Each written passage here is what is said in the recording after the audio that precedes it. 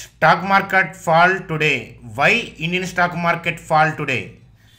చూడండి friends, bank Nifty పడింది. So మనం ఊహించిందే డౌన్ ట్రెండ్, కానీ ఆ లెవెల్ జాగ్రత్త. సో ఆ లెవెల్ దగ్గర నుంచి ఏంటంటే షార్ట్ కవరింగ్ ర్యాలీ రాబోతుంది. ఆ లెవెల్ ఏంటో తెలుసా?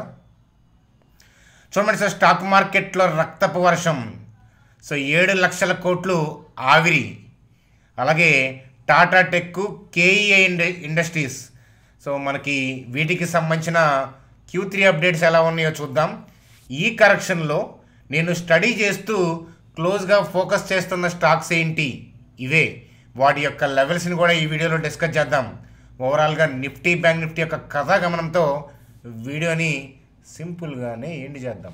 చూడండి ఫ్రెండ్స్, వీడియోలోకి వెళ్ళే ముందు సో మన ఛానల్ వీడియోని లైక్ చేయడం అనేది మన జన్మ హక్కు, కాబట్టి వీడియోని లైక్ చేద్దాం. సో కొత్త వాళ్ళకైతే నేను సబ్స్క్రైబ్ చేయమని నేను చెప్పను. సో అదృష్టం ఉండాలి అని చెప్తాను. మన ఛానల్ చూడాలి అని అంటే, మన ఛానల్ నచ్చాలి అంటే కూడా అదృష్టం ఉండాలి. ఎందుకనంటే టైం పడుతుంది. మన ఛానల్ అంత ఈజీగా ఏమి ఎక్కదు. సో నాకు ఆ విషయం తెలుసు. ఎంతో కొంత దెబ్బలు తింటే తప్ప స్టాక్ మార్కెట్లో మన ఛానల్ యొక్క ఇంపార్టెన్స్ అంత ఈజీగా తెలియదు. మన స్క్రీన్ మీద ఏంటంటే నిఫ్టీ యొక్క చార్ట్ చూస్తున్నాము. సో మనం రీసెంట్ వీడియోస్ అన్నింటిలో కూడా మాట్లాడుకుంటూనే ఉన్నాం డౌన్ ట్రెండ్ అని. సో మధ్యలో ఇక్కడ ర్యాలీ వచ్చినప్పుడు చాలామంది అపోజ్ చేశారు, కానీ ఏంటంటే డౌన్ ట్రెండ్ అనే పాయింట్ ఆఫ్ వ్యూలోనే మాట్లాడడం. ఆ తర్వాత ఏంటంటే మనకి క్లియర్ కట్గా ఏంటంటే మీకు కూడా అందరికీ అర్థమైందనమాట. అంటే సో చూడండి, సెల్ ఆఫ్ చేసుకుంటూ వస్తున్నారు. So short covering rally, cell of చేసుకుంటూ వస్తున్నారు, షార్ట్ కవరింగ్ ర్యాలీ, మళ్ళీ సెల్ ఆఫ్ చేశారు. సో వచ్చే వారం స్టాక్ మార్కెట్లో జరిగే ఘోరం అంటే సో ఇలాంటి ఫాల్సే ఉంటాయని ఊహించిందే అనమాట. సో కాబట్టి పెద్ద షాక్ ఏమి కాదు మనకి. అలాగే స్టాక్ మార్కెట్ ఊపిరి తీసుకుంటాయా ఊరి అనే సెన్స్తో మనం లాస్ట్ నైటే మనం మాట్లాడుకున్నాము. అయితే సో ఈరోజే సెల్ ఆఫ్ చేస్తారని కాదు, కానీ ఓవరాల్గా ఏంటంటే షార్ట్ కవరింగ్ ర్యాలీ జరుగుతుంది కాబట్టి ఎప్పుడైనా కానీ సెల్ ఆఫ్ జరగచ్చు అని అనుకున్నాను. ఎందుకంటే బ్రాడ్ వ్యూ అనేది డౌన్, ట్రెండ్ అనేది డౌన్. చూడండి ఫ్రెండ్స్, ఎప్పుడైనా సరే ట్రెండ్ ఈజ్ ఫ్రెండ్ అంటారు. ఎందుకంటే బ్రాడ్ పిక్చర్ ఏంటి, స్టాక్ మార్కెట్ ఇండెక్స్ యొక్క మెయిన్ ట్రెండ్ ఏంటి అనేది చూస్తే కనుక మీరు అది ఎటువైపు వెళ్తుందో అటువైపు ట్రేడర్స్ ట్రావెల్ చేయాలన్నమాట. అర్థమవుతుందా? అది ఎటువైపు వెళ్తుందో ట్రేడర్స్ అటువైపు ట్రావెల్ చేయాలి. సో కాబట్టి మార్కెట్ కూడా ఏంటంటే డౌన్ ట్రెండ్ వైపు వెళ్తూ ఉంది. చూడండి ఫ్రెండ్స్, దీనికి కారణాలు ఏంటి సో అని చూస్తే చూడండి, ఇక్కడ మనకి ఇలా పడిపోవడానికి కారణమైతే కనుక ఎర్నింగ్స్ అని చెప్తాను. సో రూపీ వీక్ అయింది, నేను కాదనట్లేదు.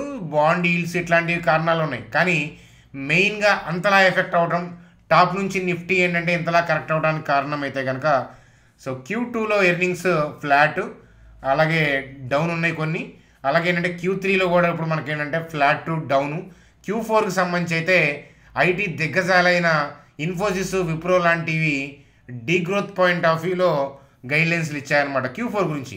ఓవరాల్గా 25 పాయింట్ ఆఫ్ వ్యూలో పాజిటివ్గా ఉన్న Q4 గురించి డీగ్రోత్ పాయింట్ ఆఫ్ వ్యూలో మాట్లాడారు. సో అలాగే రిలయన్స్ అయితే కొంచెం సర్ప్రైజే ఇచ్చింది, కానీ అది ఒక్కటే నిలబెట్టలేదు కదా స్ట్రీట్ని.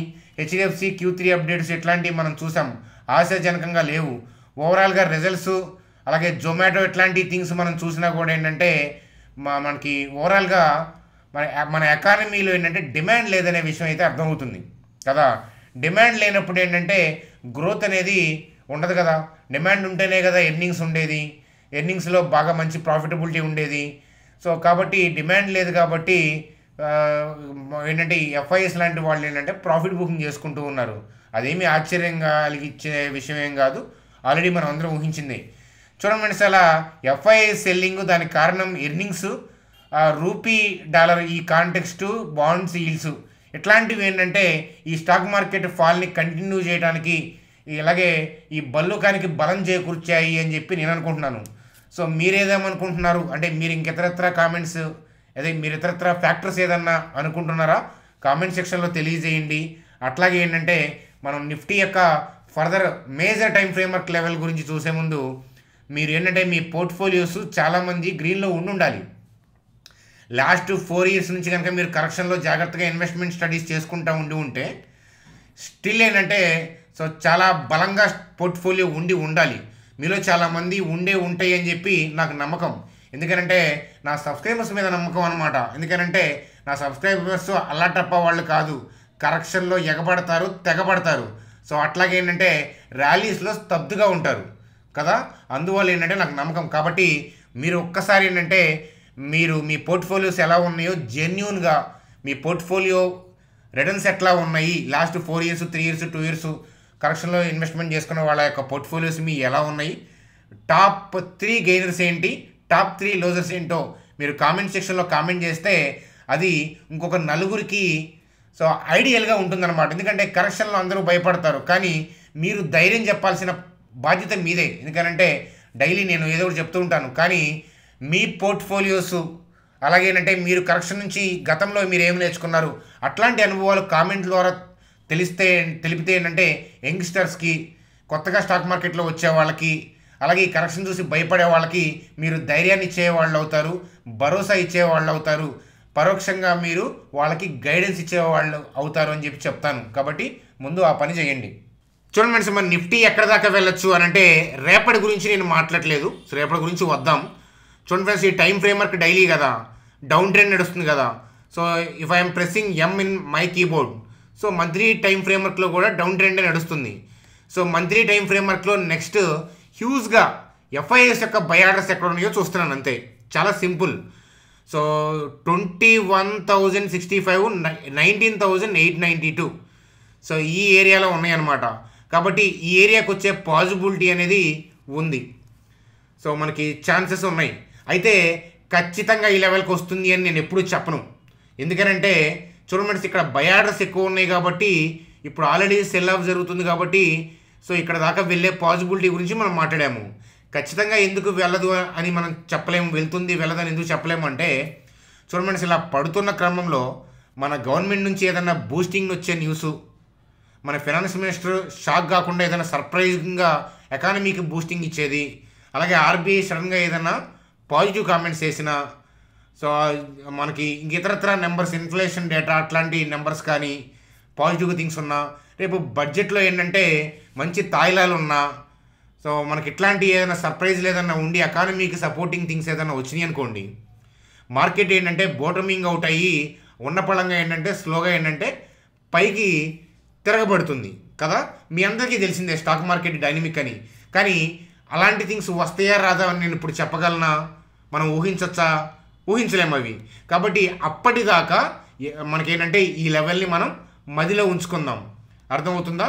సో కానీ మధ్యలో ఏదైనా పాజిటివ్ థింగ్స్ లాగా వచ్చి ట్రెండ్ చేంజ్ అయ్యేలాగా ఉంది అని నాకు అనిపిస్తే మీకు వీడియోస్ ద్వారా ఇన్ఫార్మ్ చేస్తాను. అలాగే ఏంటంటే మీరు టెలిగ్రామ్ గ్రూప్లో మీలో చాలామందికి మార్కెట్ బోటమ్ అవుట్ అయినప్పుడు చాలాసార్లు నా వ్యూ ఇచ్చాను. అఫ్కోర్స్ నేను 100 times ఇచ్చాను అనుకోండి, సే ఫర్ ఎగ్జాంపుల్ నేను 10 times ఇస్తే 7 times మేజర్గా ఏంటంటే మనం అనుకున్న బోటమింగ్ థింగ్స్ ఏంటంటే దగ్గర నుంచే మార్కెట్ ర్యాలీ అయ్యింది. కానీ కొన్నిసార్లు ఏంటంటే మనం అనుకున్న అంచనా అవ్వకపోవచ్చు. కాబట్టి అలాంటి ఇన్ఫర్మేషన్ ఏదన్నా ఉండి రన్నింగ్ మార్కెట్లో ఏదన్నా ఉంటే కనుక మీకు టెలిగ్రామ్ గ్రూప్లో అప్డేట్ ఇస్తాను. అప్పటిదాకా ఏంటంటే ఈ లెవెల్ని మధ్యలో పెట్టుకోండి. సో రేపటి మార్కెట్ గురించి చెప్పాలి అని అంటే చూడండి సార్, రేపటి మార్కెట్ గురించి చెప్పాలి అంటే నిఫ్టీ కాదు, బ్యాంక్ నిఫ్టీ యొక్క లెవెల్ చూడాలి. ఎందుకంటే బ్యాంక్ నిఫ్టీలో షార్ట్ కవరింగ్ ర్యాలీ దగ్గర చాలా కీ లెవెల్లో ఉంది. కాబట్టి ఆవిరి గీవిరి ఇట్లా ప్యానిక్ అయినప్పుడు మీరు నెక్స్ట్ డేస్ చూస్తే ఏంటంటే మీరు అనుకున్నట్లు డమేల్ అనే స్టాక్ మార్కెట్ అవ్వదు. దానికి కారణాలు ఏంటో బ్యాంక్ నిఫ్టీలో చెప్తాను. ప్రస్తుతానికైతే డౌన్ ట్రెండ్, జాగ్రత్తగా ఉండాల్సిన సమయం కూడా ఇదే అని చెప్తాను. ఎందుకంటే బ్యాంక్ నిఫ్టీ చార్ట్ చూస్తే మీకు తెలుస్తుంది ఆ విషయం. చూడండి సార్, నేను ఇన్వెస్ట్మెంట్ పాయింట్ ఆఫ్ వ్యూలో ఫోకస్ చేస్తున్న స్టాక్స్ ఏంటి అంటే స్టడీ పర్పస్ చూస్తూ ఉండాలి కదా. చాలా స్టాక్స్ని స్టడీ చేస్తూ ఉంటాం, వాటిలో ప్రోస్ కాన్స్ చూసి ఆ వాల్యుయేషన్ బేరీజ్ చేసుకొని మనకు నచ్చితే వెళ్తాం, లేకపోతే లేదు. సో దాన్ని డిస్కషన్ చేసే ముందు ఏంటంటే మీలో ఎవరికైనా ట్రేడింగ్ అకౌంట్ లేకపోతే కనుక, ట్రేడింగ్ డీమ్యాట్ అకౌంట్ కనుక ఏదైనా లేకపోతే కనుక సో మీకు వీడియో కింద ఇక్కడ డిస్క్రిప్షన్లో నేను జెరోదా లింక్ ఇచ్చాను చూడండి. సో మీరు వీడియో చూస్తున్న వాళ్ళు బిగినర్స్ అయినా ఎక్స్పీరియన్స్ అయినా కానీ మీరు మొబైల్ నెంబర్ ఎంటర్ చేసి కంటిన్యూ క్లిక్ చేస్తే 10 minutesలో అకౌంట్ ఓపెన్ అవుతుంది. యాప్ ఎక్స్ట్రాడినరీగా ఉంటుంది, మీరు డిసప్పాయింట్ అవ్వరు. సో అర్థమవుతుందా? కాబట్టి మ్యూచువల్ ఫండ్స్ కూడా మీరు డైరెక్ట్గా ఇన్వెస్ట్మెంట్ చేసుకోవచ్చు. కాబట్టి మీరు మొబైల్ నెంబర్ ఎంటర్ చేసి కంటిన్యూ క్లిక్ చేయండి. వాళ్ళు ఏదైనా వెబినార్లు కండక్ట్ చేసినా, ఏదైనా ఇన్ఫర్మేషన్ పాస్ చేసినా మీకు ఇంటిమేట్ చేయాలి. కాబట్టి మీరు అకౌంట్ ఓపెన్ చేస్తే ఐడిని మా టీం నెంబర్కి వాట్సాప్ చేయండి. సో అదనమాట కదా. అలాగే ఏంటంటే నా వ్యక్తిగతమైన వెబినార్లు కూడా ఉంటాయి. మార్కెట్ కరెక్షన్స్లో స్టాక్స్ యొక్క ఫండమెంటల్స్ ఎలా చూడాలి, అలాంటి థింగ్స్, మనీ మేనేజ్మెంట్ ఏంటి, బేసిక్స్ క్యాండిల్స్టిక్స్ అంటే ఏంటి, ఇట్లాంటివి ఏంటంటే అప్పుడప్పుడు వెబినార్లు జరుగుతూ ఉంటాయి అన్నమాట. బిజినెస్ కోసం నేను అప్పుడప్పుడు చెప్తూ ఉంటాను. కాబట్టి అకౌంట్ లేని వాళ్ళు అకౌంట్ ఓపెన్ చేసుకోండి. మీ ఫ్రెండ్స్ని రిఫర్ చేస్తే కనుక మీ నెంబర్ కూడా యాడ్ చేయించుకోండి. కాబట్టి అకౌంట్ ఓపెన్ చేసిన తర్వాత ఐడిని మా టీం నెంబర్కి పంపించడం మాత్రం ఎట్టి పరిస్థితుల్లో మర్చిపోవద్దు అని చెప్పి చెప్తాను. మనసి ఇక్కడ నేను ఫోకస్ చేస్తున్న స్టాక్స్లో ఏంటంటే హ్యాపీయెస్ట్ మైండ్స్ ఒకటి, దాని గురించి వెళ్దాం పదండి. చూడండి మనసి హ్యాపీయెస్ట్ మైండ్స్ పాయింట్ ఆఫ్ వ్యూలో సో మనకి ప్రైస్ టు ఎర్నింగ్ 50లో ఉంది, స్టిల్ ప్రైస్ టు ఎర్నింగ్ హైలో ఉంది. సో అలాగేనంటే ప్రాఫిట్ అండ్ లాస్ స్టేట్మెంట్ చూడండి, సేల్స్ గ్రోత్ ఉంది last 10 years. So operating profit ఉంది, గ్రోత్ ఉంది, ఆపరేటింగ్ మార్జిన్స్లో కూడా కన్సిస్టెన్సీ ఉంది. అలాగేంటంటే నెట్ ప్రాఫిట్లు కూడా బాగానే ఉన్నాయి. సో అయితే స్టాక్ హై పీలో ఉన్నా కూడా గ్రోత్ పాయింట్ ఆఫ్ వ్యూలో ఏంటంటే ఈ కంపెనీకి చాలా స్కోప్ ఎక్కువ, అందుకనే హై పీలో ఉంది. 40 PE అలా దొరికితే బాగుండు, కానీ మనకు నచ్చినట్టు దొరకాలని రూల్ ఏం లేదు కదా. కరెక్షన్స్ వస్తే దొరకచ్చు, సో లేకపోతే దొరకపోవచ్చు. కానీ ఓవరాల్గా ఏంటంటే నేను 3 years నుంచి వెయిట్ చేస్తున్న లెవెల్ మీకు 3 years బ్యాక్ కూడా మనం డిస్కస్ చేసాం. రీసెంట్ వీడియోస్లో చాలాసార్లు మనం మాడుకున్నాము. 750 564 లెవెల్ అయితే కనుక క్లోజ్గా ఉంది. నీకు పలుమార్లు చెప్పాను, మీకు ఈ లెవెల్ టచ్ అయినప్పుడల్లా మీరు బౌన్స్ కూడా చూస్తూ ఉన్నారు. అంటే సో మనం మార్క్ చేసిన లెవెల్స్ దగ్గర FIIs బై ఆర్డర్స్ ఉంటేనే కదా సో దాంట్లో బయింగ్ జరుగుతుంది.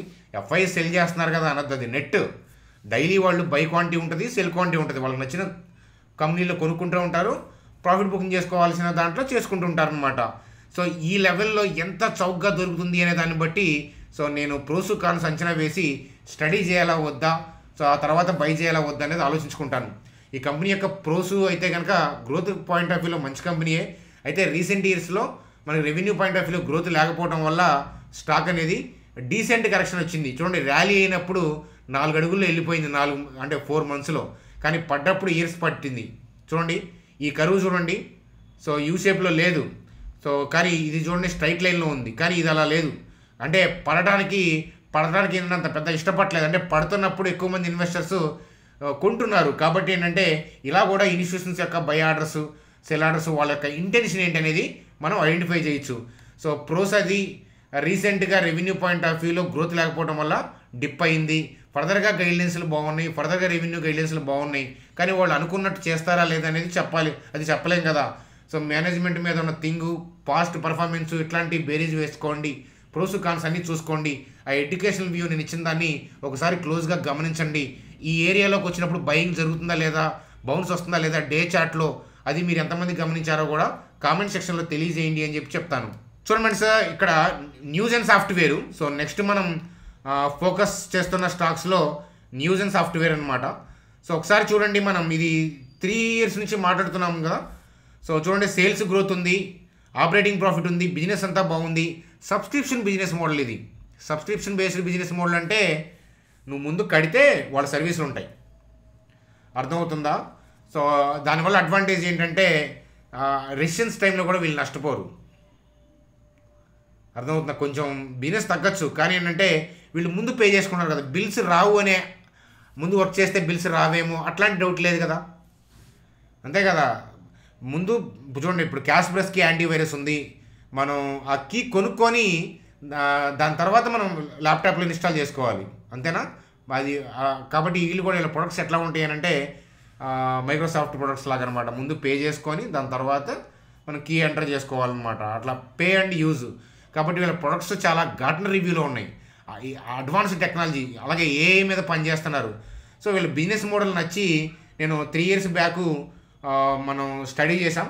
సో తర్వాత బోనస్ స్ప్లిట్ అయింది కాబట్టి మనం స్టడీ చేసిన పాయింట్ ఆఫ్ వ్యూలో చూడాలి అని అంటే 186 190, యాక్చువల్గా 360 340 అని చెప్పాలి, కానీ బోనస్ స్ప్లిట్లో జరిగింది కాబట్టి ఆ ప్రైస్ ప్రకారం చెప్పాలంటే 190 186 170 పాయింట్ ఆఫ్ వ్యూలో 160 పాయింట్ ఆఫ్ వ్యూలో దీన్ని మనం క్లోజ్గా స్టడీ చేయడం అనేది జరిగింది. సో దాని తర్వాత అంటే అప్పుడు స్మాల్ క్యాప్, ఇప్పుడు ఏ క్యాప్ ఉందో నాకైతే తెలియదు, కానీ సో నాకు మా ఫ్యామిలీ మెంబర్స్ నచ్చిన వాళ్ళు స్టడీ చేసుకున్న వాళ్ళకు ఉపయోగపడింది అని చెప్పి చెప్తానన్నమాట. ఏంటది న్యూజన్. అయితే ఇవాళ చాలా డ్రాస్టిక్గా పడింది కదా, ఒకసారి చార్ట్ చూద్దాం పదండి. చూడండి సార్, న్యూజన్ సాఫ్ట్వేర్. సో న్యూజన్ సాఫ్ట్వేర్ ఇవాళ ఇంట్రాడే పాయింట్ ఆఫ్ వ్యూలో చూస్తే కనుక చాలా 15% దాకా డిప్ అయింది. సో ఎప్పుడో మార్క్ చేసుకున్న లెవెల్ 1266 1232 డ్రాస్టిక్గా పడింది కాబట్టి ఈ లెవెల్ నేను డైలీ టైం ఫ్రేమ్వర్క్లో చూడట్లేదు. దట్టు నిఫ్టీ అనేది ఇంకా గట్టిగా పడే అవకాశాలు కనిపిస్తున్నాయి కాబట్టి నేను ఇంకా ఈ లెవెల్ని తీసేసి ఏంటంటే ఇంకా వెయిట్ చేస్తానని చెప్పి చెప్తాను. సో మంత్లీ టైం ఫ్రేమ్వర్క్లో లెవెల్ అయితే 666 517 దగ్గర ఉంది, కానీ అంత డిస్కౌంట్ అనేది రాకపోవచ్చు. కానీ స్టాటిక్గా లెవెల్స్ ఏం కనిపించట్లేదు. నిఫ్టీ బాటమింగ్ అవుట్ అయ్యేటప్పుడు దీన్ని క్లోజ్గా చూడటం తప్ప నాకు బెటర్ ఆప్షన్ ఏం కనిపించలేదు అనమాట. సో అది సో మనకి చూడండి, స్మాల్ మిడ్ క్యాప్స్ ఏంటంటే నిఫ్టీ పడుతున్నప్పుడు ఇండివిజువల్గా ఒక డేలో 10-15% పడతాయి, కానీ ఏం కాదు. చూడండి ఫ్రెండ్స్, ఎప్పుడైనా గుర్తుపెట్టుకోండి, ఒక స్టాక్ మహా అయితే 100% పడిద్ది. అంతకన్నా పడిద్దా? ఏ స్టాక్ అయినా, సమ్ నెక్స్ట్ స్టాక్ ఏదైనా మహా అయితే 100% పడిద్ది. అంతకన్నా పడిద్దా? పడలేదు. కానీ returns 10 times, 100 times, 20 times, 5 times, 2 times, X times 50% అట్లా ఇవ్వచ్చు. అది లిమిటే లేదు. సో ఈ కాన్సెప్ట్ మీకు తెలిస్తే, అంటే 100 వెయ్యవచ్చు, కానీ 100 మహా అయితే 100 రూపాయలు పోతుంది. ఈ కాన్సెప్ట్ తెలిస్తే ఏంటంటే మీరు ఆప్షన్ ట్రేడింగ్కి వెళ్ళరు. సో ఇన్వెస్ట్మెంట్ టేస్ట్ మీకు తెలియదు అంతే. సో నాకు కూడా ఇనీషియల్ డేస్లో తెలియదు, నేను కూడా ఆప్షన్ ట్రేడింగ్ చేసేవాడిని. ఇన్వెస్ట్మెంట్స్ టేస్ట్ కనుక తెలిస్తే, సో ఆ రుచి తెలిస్తే ఏంటంటే మీరు ఆప్షన్ స్ట్రాటజీలు డైలీ ఇంట్రాడే మూవ్ ఆ మజా అనేది ఉండదు మీకు. ఎప్పుడైతే కనుక ఇన్వెస్ట్మెంట్ పాయింట్ ఆఫ్ వ్యూ అనేది మజా కనిపిస్తుంది అని అంటే, మీరు వద్దన్నా కూడా, నేను చేయమన్నా కూడా చాలామంది మన సబ్స్క్రైబర్స్ ఆప్షన్ ట్రేడింగ్ చేయరు. నేను చేయమని చెప్పను, ఒకవేళ నేనే చేయమని చెప్పినా కూడా ఆప్షన్ ట్రేడింగ్ ఇట్లాంటి వాటికి ఇంట్రెస్ట్ చూపించరు. ఎందుకంటే so many people have tasted corona fall. Covid taste చూడటం అంటే ఏంటంటే వైరస్ టేస్ట్ చూడటం కాదు, ఆ ఫాల్ యొక్క రుచి చూశారు. దాని తర్వాత ఇయర్స్లో కూడా డిప్స్లో మంచి మంచి స్టాక్స్ యొక్క రుచి చూశారు. అట్లాంటి వాళ్ళు వెళ్ళమన్నా వెళ్ళరనమాట. ఎందుకంటే ఆరామ్సే ఒక కంపెనీ కొంతమందికి, say for example point of view చెప్తున్నాను, ఒక పర్సన్కి జరిగింది అనుకుందాం, 1 lakh పెడితే ఒక 10 times ఇచ్చి ఉండొచ్చు, 10 lakhs. అదే 1 lakh మీరు ఆప్షన్ ట్రేడింగ్కి వస్తే మీరు ఏం చేసినా 1 lakh 3 monthsలో పోగొట్టమే తప్ప మీరు ఏం చేయలేరు. మళ్ళీ ఏంటంటే పర్సనల్ లోన్ పెట్టుకోవడమే, మళ్ళీ ఈఎంఐ కట్టుకోవడమే ఎవ్రీ మంత్, మళ్ళీ డబ్బులు దొరికితే మళ్ళీ పోతాయి.